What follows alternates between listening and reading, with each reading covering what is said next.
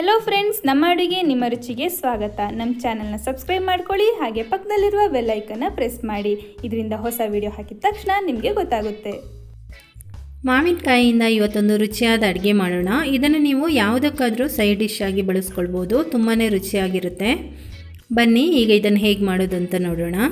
ಮೊದಲಿಗೆ ಒಂದು ಸಣ್ಣ ಮಿಕ್ಸಿ ಜಾರಲ್ಲಿ 3 ಟೇಬಲ್ ಸ್ಪೂನ್ ಅಷ್ಟು ತೆಂಗಿನ ತುರಿಯನ್ನು ಹಾಕೊಳ್ಳಿ।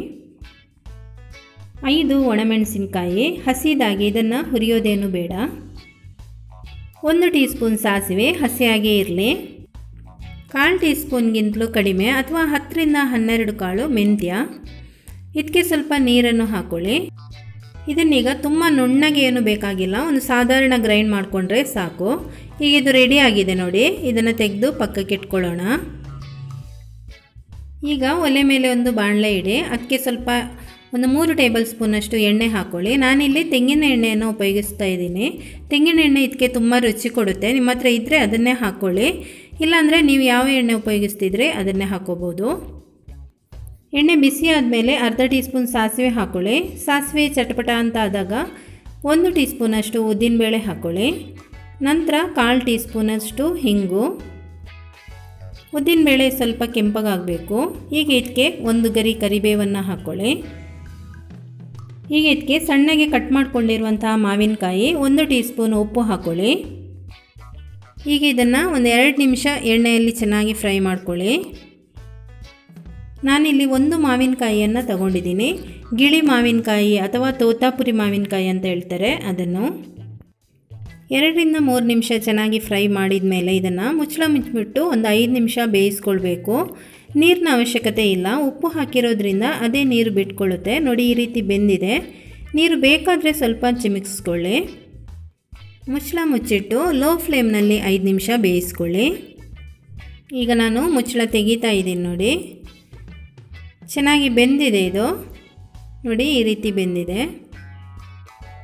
ಈಗ ಇದಕ್ಕೆ 1/4 ಟೀ ಸ್ಪೂನ್ ಅರಿಶಿನ ಹಾಕ್ಕೊಂಡು ಮಿಕ್ಸ್ ಮಾಡ್ಕೊಳ್ಳಿ। ಈಗ ನಾವು ಮೊದಲೇ ರೆಡಿ ಮಾಡಿ ಇಟ್ಕೊಂಡಿರುವಂತಹ ಮಸಾಲೆಯನ್ನು ಇದಕ್ಕೆ ಸೇರಿಸ್ಕೊಳ್ಬೇಕು। ಹಾಗೆಯೇ ಮಸಾಲೆಯಲ್ಲಿರುವ ನೀರನ್ನು ಕೂಡ ಒಟ್ಟಿಗೆ ಸೇರಿಸ್ಕೊಳ್ಳಿ। ಚೆನ್ನಾಗಿ ಇದನ್ನು ಮಿಕ್ಸ್ ಮಾಡ್ಕೊಳ್ಳಿ। ಈಗ ವಾಪಸ್ ಇಲ್ಲಿ ಸ್ವಲ್ಪ ನೀರನ್ನು ನಾನು ಹಾಕ್ತಾ ಇದ್ದೀನಿ। ಸ್ವಲ್ಪ ಇದು ತೆಂಗಿನ ತುರಿ ಹಾಕಿರೋದ್ರಿಂದ ಸ್ವಲ್ಪ ಗಟ್ಟಿ ಆಗುತ್ತೆ, ಅದಕ್ಕೋಸ್ಕರ ನೀರನ್ನು ಸ್ವಲ್ಪ ಸ್ವಲ್ಪ ಸೇರಿಸ್ಕೊಳ್ಳಿ ಬೇಕಾದರೆ। 2 ಟೇಬಲ್ ಸ್ಪೂನ್ನಷ್ಟು ನಾನಿಲ್ಲಿ ಬೆಲ್ಲ ಹಾಕ್ತಾ ಇದ್ದೀನಿ।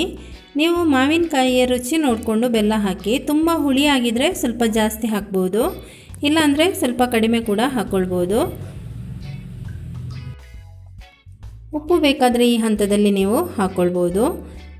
ಈಗ ಇದನ್ನು ಮುಚ್ಚಳ ಮುಚ್ಚಿಟ್ಟು ಒಂದು 2 ನಿಮಿಷ ಚೆನ್ನಾಗಿ ಕುದಿಸಬೇಕು। 2 ನಿಮಿಷ ಚೆನ್ನಾಗಿ ಕುದಿಸ್ಕೊಂಡಿದ್ದೀನಿ, ಮುಚ್ಚಳ ತೆಗಿತಾ ಇದ್ದೀನಿ। ಈಗ ಇದು ನೋಡಿ ರೆಡಿಯಾಗಿದೆ। ಸ್ವಲ್ಪ ನಾವಿಲ್ಲಿ ತೆಂಗಿನ ತುರಿ ಹಾಕಿರೋದ್ರಿಂದ ಗ್ರೇವಿ ಕೂಡ ಜಾಸ್ತಿ ಆಗುತ್ತೆ।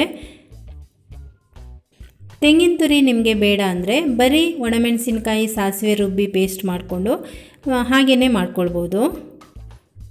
ಮತ್ತು ನಾನಿವತ್ತು ತೋರಿಸಿದ ನಿಮಗೆ ಮಸಾಲೆನ ಮಾವಿನ ಹಣ್ಣಿಗೂ ಕೂಡ ಹಾಕ್ಕೊಂಡು ಇದೇ ರೀತಿ ಮಾಡ್ಕೊಳ್ಬೋದು, ಆದರೆ ಅದನ್ನು ಬೇಯಿಸಲಿಕ್ಕಿಲ್ಲ, ಹಸಿಯಾಗಿ ಮಾವಿನ ಹಣ್ಣಿಗೆ ಹಾಕ್ಕೊಂಡು ಸಣ್ಣದಾಗಿ ಕಟ್ ಮಾಡಿಕೊಂಡು ಮಾವಿನ ಹಣ್ಣಿಗೆ ಸೇರಿಸ್ಕೊಳ್ಳಿ ಮಸಾಲೆನ, ಮತ್ತು ಕೊನೆಗೆ ಒಗ್ಗರಣೆ ಕೊಟ್ಟರೆ ಆಯಿತು।